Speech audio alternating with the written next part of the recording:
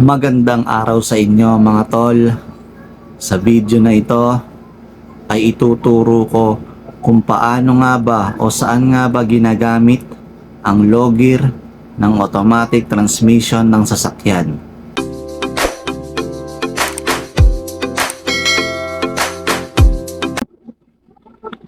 Magandang araw sa inyo mga tol. Sa video na ito ay ituturo ko kung paano nga ba o saan nga ba ginagamit ang logger ng automatic transmission ng sasakyan.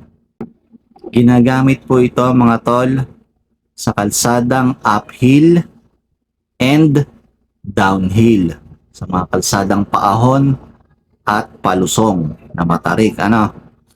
Siyempre kapag sa drive, galing na sa drive, kapag dadaan ka na sa uphill or downhill, ililipat mo yung gear sa low gear, sa letter L or letter B dyan sa shifter mo, kung ano yung nakalagay dyan, L or B.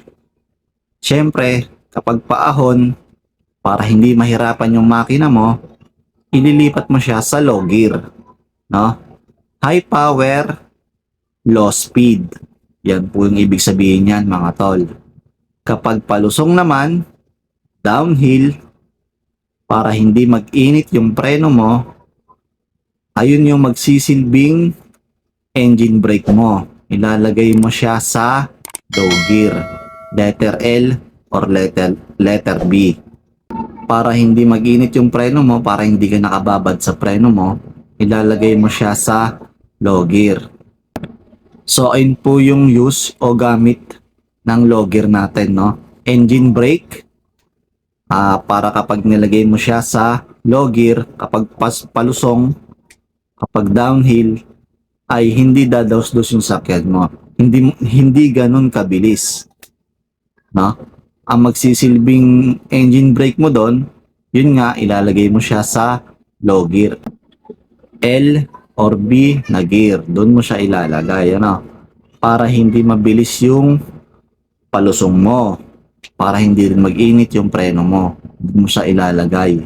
So mas safe ka doon mga tol. Syempre mas control mo yung sakyan kasi nga naka low gear ka, high power, low speed. Yan. Kapag paahon naman sa uphill, para hindi mahirapan yung makina mo, syempre kapag paahon sobrang tarik, tapos nakadrive ka pa rin, mahihirapan po yung makina mo.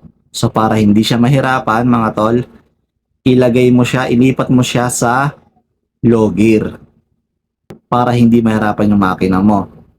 High power, low speed. Yan po yun mga tol. Kapag downhill naman, ayun po yung magsisilbing engine brake mo.